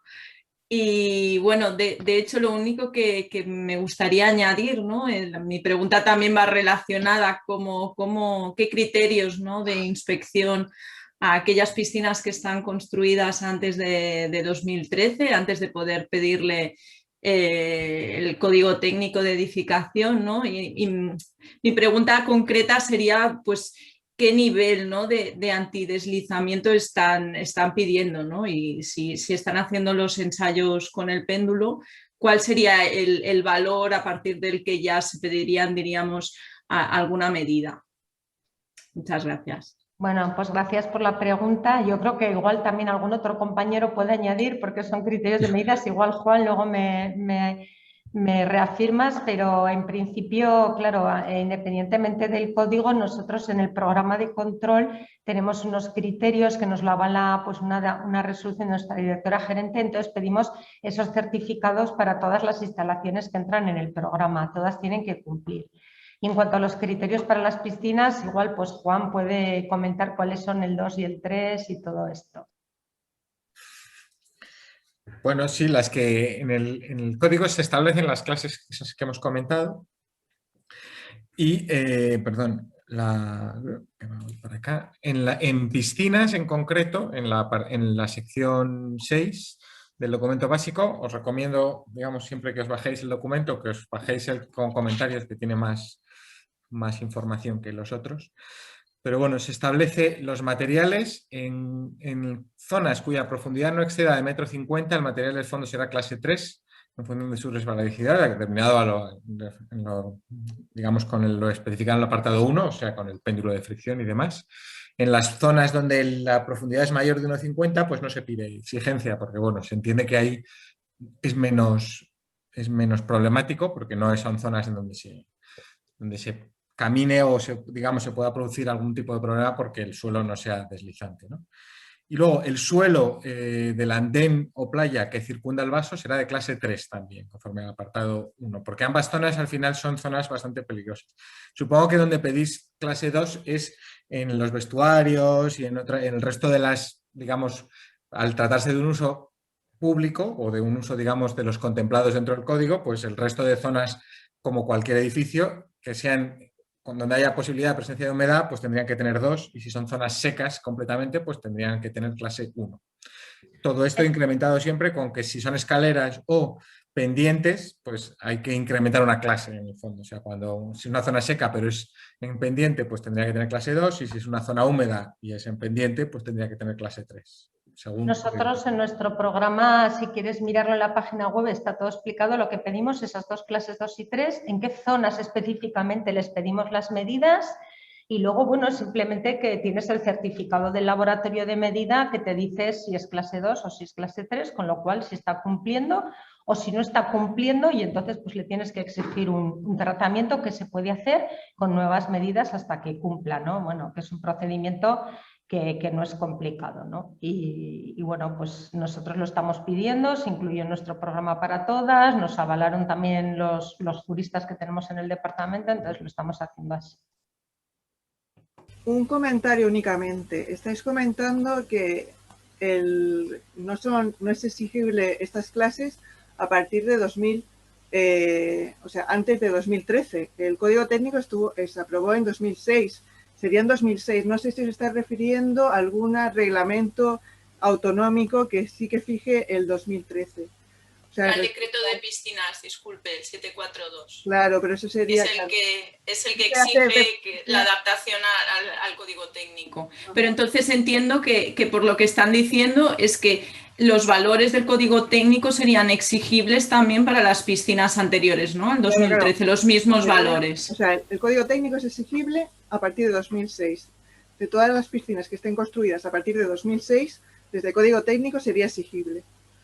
De acuerdo. Después, si hay algún reglamento autonómico de accesibilidad que también exigiera esos valores, o sea, exigiera antideslizamiento, pues también sería exigible desde ese punto de vista. Lo que pasa es que no está cuantificado. Y después está el Real Decreto de 2013, que ese ya, bueno, es más completo, pero hace referencia al Código Técnico, y el Código Técnico se aprobó antes. Vale, perfecto. Pues agradezco muchísimo estos aclaramientos. Vale, yo por último tengo a Joaquín Gámez, que tenía una pregunta para Teresa y otra para David. Sí. A ver, sí, Joaquín, tengo muchas ganas de oírte. Habla. Sí, ¿me oyen? ¿Me oyen? Sí. Sí, buenos días. Mire, muchas gracias por la invitación y enhorabuena a la organización y a todos los ponentes. Yo soy técnico de sanidad ambiental del Servicio Andaluz de Salud, trabajo aquí en Málaga, y bueno, soy responsable junto con otros compañeros del estudio que ha citado Teresa sobre revalicidad en piscinas, con la particularidad de que ese estudio se hace a partir de fuentes judiciales, es decir, no utilizamos fuentes epidemiológicas precisamente porque hay un desierto informativo muy importante en lo que son lesiones de piscina. Entonces, una de las preguntas está conectada con esta cuestión, y es a raíz de la puesta en marcha del Registro Nacional de Incidencia en Piscinas, que lo pone el 742, ¿no? No sé, aquí en Andalucía yo al menos no tengo esa información, pero no sé si Teresa, que están más sensibilizados con este tema de la resbalicidad, dispone su comunidad ya de tasas de lesiones por caída de resbalones o algún dato, alguna estimación que nos oriente al respecto. Más reales, ¿no? que las que al menos nosotros hemos trabajado, que son, ya le digo, sentencias judiciales durante 15 años. Gracias. Vale, gracias Joaquín por los comentarios. Pues bueno, sí que las incidencias están reguladas ahí en el C4.2, sí que es una obligación de los titulares, pero no vamos a engañarnos que hay muchos que no nos las declaran, ¿no? Con lo cual ya tenemos ahí una pérdida de información. Con respecto a las que declaran, que todos los años tenemos unas cuantas, pues sí que vemos caídas, vemos también otras cosas. Luego, claro, hay que estudiar cada caída, ¿no? Porque ahora estoy recordando una pues, que fue por un desmayo de una niña que llevaba 3 días sin comer nada, etcétera. Bueno, habrá que ver un poco los factores, como te dice el propio Real Decreto, que investigues las incidencias, ¿no? Pero yo creo que se declaran bastante pocas, pero nosotros algunas sí que hemos declarado a nivel nacional. Y bueno, pues sí que estaría bien pues, que el Ministerio luego con todos los datos que nosotros estamos reportando de las comunidades, pues hiciese algún tipo de estudio a ver si las caídas están saliendo como una de las cosas que se declaran a nivel nacional, ¿no? Pero sí que bueno, hay estudios como los que he proyectado al principio de que por comunidades autónomas sí que es una causa bastante de reclamación de los usuarios. Entonces yo creo que todo eso debería de estudiarse más. Bien. Pero tampoco puedo decir mucho más. Sí, muchas gracias. Pablo. Sí, tiene que activar. Sí, perdonar. Sí, referente al último que habéis dicho, el sistema Siloe, no sé si lo conocéis. Sí. Yo no lo conozco mucho porque aquí no es de aplicación, pero ¿sería aplicable también hacer este tipo de indicaciones? ¿Registrar accidentes por caídas o está contemplado en el Siloe también dejar reflejados los accidentes que pudiera haber en una instalación? Si lo me choca que digas que no es de aplicación porque es de aplicación para toda España. Es obligado mandar los datos de todas las instalaciones a través de Siloe porque con eso hace el Ministerio de Sanidad un informe anual de cómo están funcionando las piscinas en España, que lo tenéis colgado en su página, ¿no?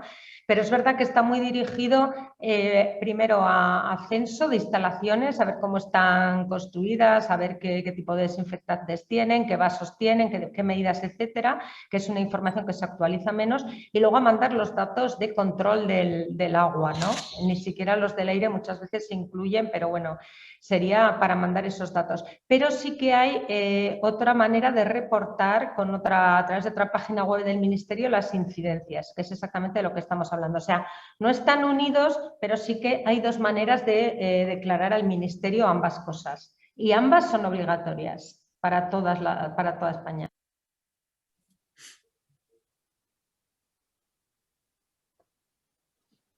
Juan, ¿tendrá alguna pregunta más? No.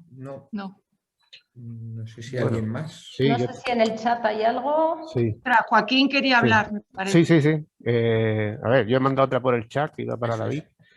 Y bueno, era saber si los pavimentos, si tienen conocimiento por algún estudio, no sé, si los pavimentos tradicionales ejecutados in situ en piscinas se ajustan al nivel de resbalosidad adecuado, ya no digo al código técnico, pero adecuado a suelos húmedos y pie descalzo, ¿no? Por ejemplo, la piedra que rodea el andén o los mazaríes que se ponen en las zonas periferales, que son de barro, cocido, clorocaucho, en las piscinas más modestas que solemos encontrar en los municipios pequeños, ¿no? En los fondos del vaso.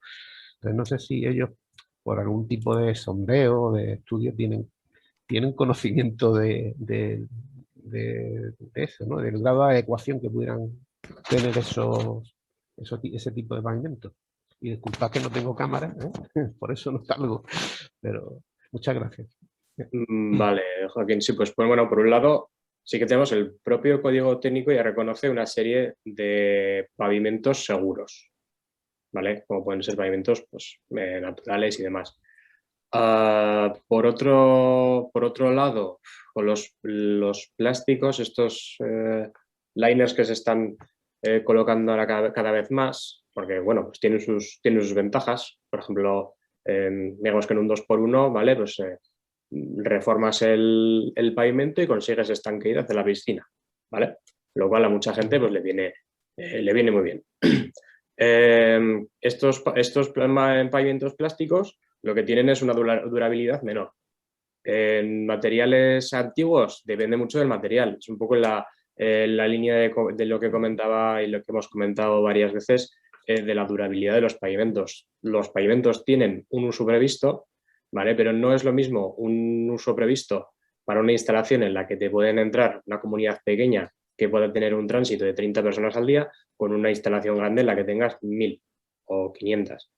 Va a ir un poco en función de la instalación, vaya, del mantenimiento.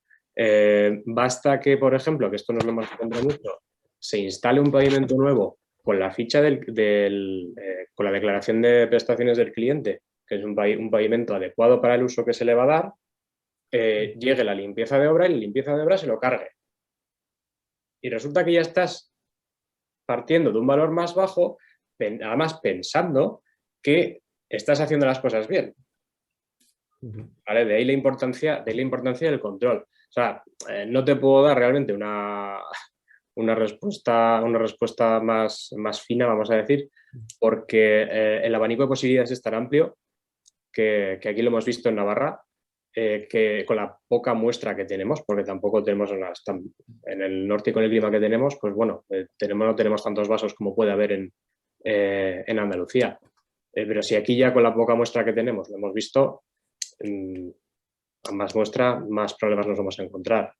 Cuanto más vieja la instalación, pues hay de todo. Hay materiales, por ejemplo, muy duros que han aguantado muy bien, pero en esa misma instalación, por ejemplo, al ser una instalación muy antigua, reposiciones, por ejemplo, que se han ido haciendo del material, tenemos un material antiguo que aguanta muy bien y una reposición de un material que se parece, ¿vale? Que estéticamente da la vista, que se parece, pero no es igual. Entonces se nos ocasiona una situación en la que el usuario, cuando está caminando, va caminando por un pavimento que pues, su motricidad está ya adecuada a ese pavimento y se encuentra con 4 o 5 baldosas que son totalmente distintas. Esto es un poco lo que nos vamos a ir encontrando, lo que nos hemos encontrado aquí, lo que nos encontramos en todas las instalaciones. Y eso al final, por eso luego viene como nos ha contado Teresa, pues viene luego una empresa, hace la actuación, se certifica todo y entonces la instalación ya se considera segura. Vale, no sé si tienes alguna. Muchas gracias. Pues bueno. A ver, en el chat, Cristina Saldaña, que parece que no tiene micrófono, me pide que os transmita, por un lado, bueno, que cuando habéis hablado de si los informes del Ministerio, o sea, que se incluía para los informes del Ministerio, dice que los informes del Ministerio no incluyen esas incidencias o estas incidencias. Pero bueno, pregunta si alguien tiene experiencia, aparte, con pavimentos de acero inoxidable. Sí, de hace poco, además de un caso, mira Cristina cómo se ríe, un caso aquí con un pavimento antideslizante de acero inoxidable. Los aceros ya de base no dan, ¿vale? No cumplen de entrada. Aquí hemos medido bastantes en nuestro laboratorio y aunque se presenten con relieves, no cumplen. No cumplen sobre todo, bueno, el péndulo de fricción lo que tiene es que una componente muy importante del ensayo es que es un ensayo en el que la velocidad es muy importante. Entonces, en superficies de este tipo salen bastante perjudicadas. No obstante, por ejemplo, para un trabajo que van a hacer en un vaso pequeño aquí en Navarra, en el que hemos participado, pues con ciertos tratamientos sobre una superficie de acero inoxidable, han conseguido tener una clase segura. O sea que se puede, pero mucho trabajo. Sí, es que bueno, lo dice Cristina porque hemos tenido alguna consulta y yo dentro de esa filosofía de cumplimiento que creo que hemos creado y que bueno, pues con todo mi equipo al que agradezco el que así haya sido, ¿no? Pues tenemos a bastantes arquitectos que desfilan por aquí pues preguntando que les han pedido un vaso de este material, que les han pedido un vaso de otro material y que a ver si luego van a poder garantizar las medidas porque saben que se las vamos a pedir. Y uno de esos, pues bueno, nos presentaron un material, como está diciendo David, que era acero inoxidable con una serie de tratamientos para hacerlo rugoso y que bueno, pues que habrá que ir a medir y siempre que cumpla, pues será para un spa un poco especial, de un hotel de mucho lujo, etcétera, etcétera. Entonces, evidentemente siempre aparecen nuevos retos, como en cada cosa que uno empieza, ¿no?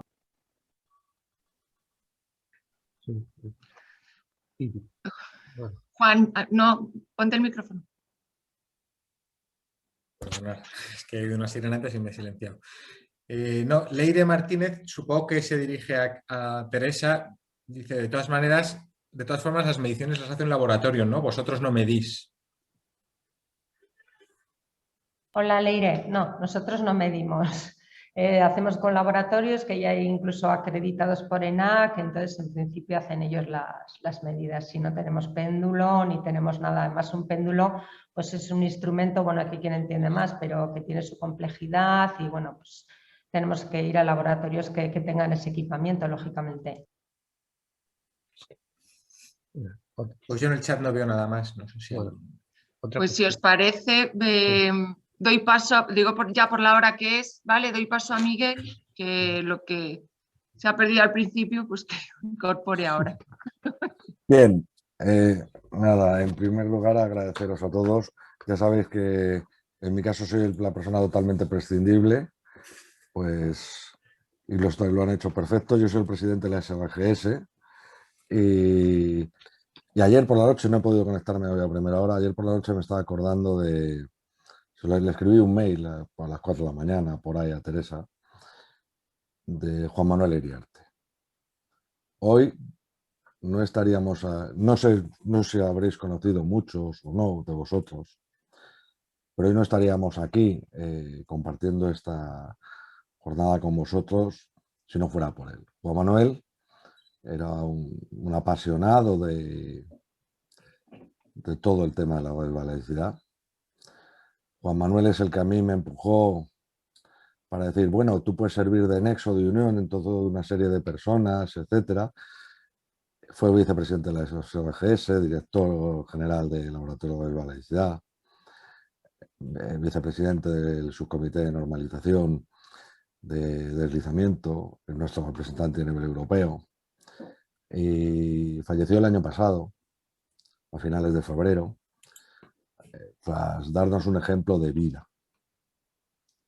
Estuvo un año y algo casi con un cáncer que le consumió, pero que a nosotros nos ha ayudado a formarnos como personas. Y en un día como hoy, en que todos vosotros como... A mí me gusta hablar de servidores públicos, no de funcionarios públicos, sino de servidores públicos.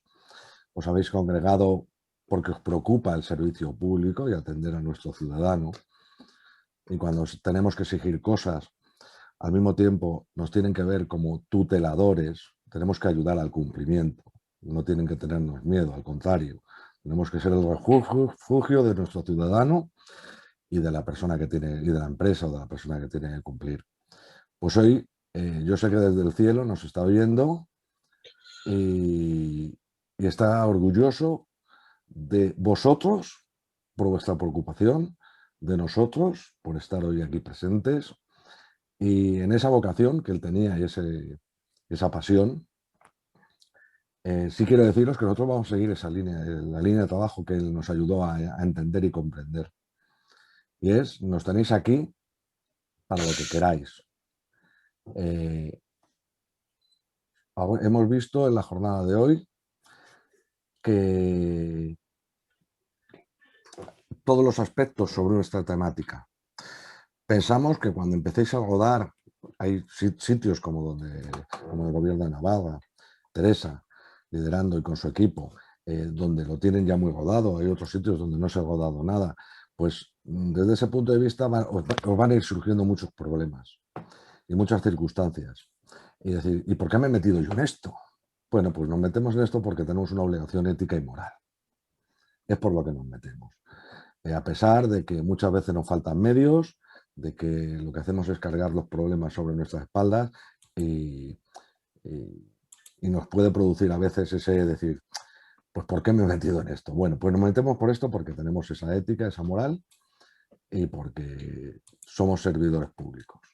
A partir de ahí, no quiero alargarme más, sí decir mi reconocimiento en primer lugar a vosotros, como asistentes y como servidores públicos. En segundo lugar, al Gobierno de Navarra, a la Sociedad Española de Sanidad Ambiental, al Instituto Eduardo Togoja, que se materialice todo esto en personas, porque todo siempre va unido, es una institución y una persona.